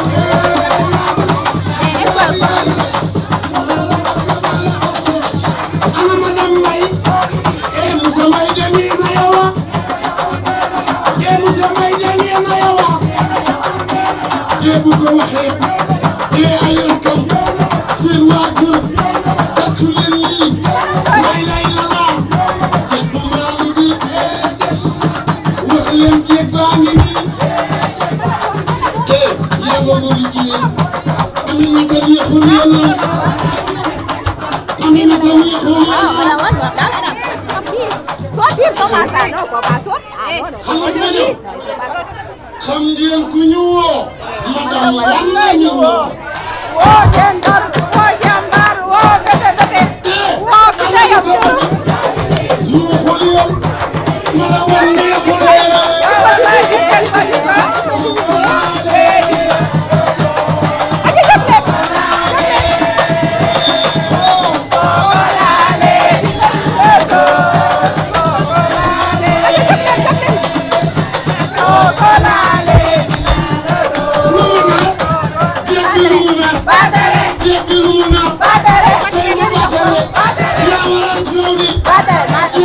Il faut sortir l'argent.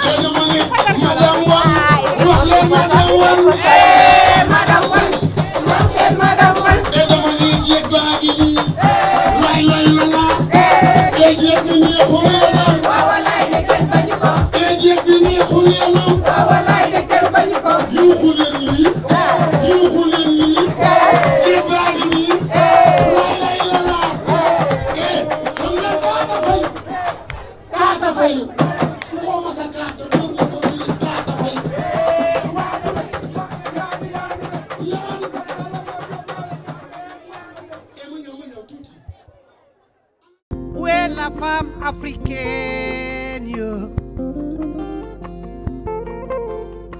Ana jigéenu Afrika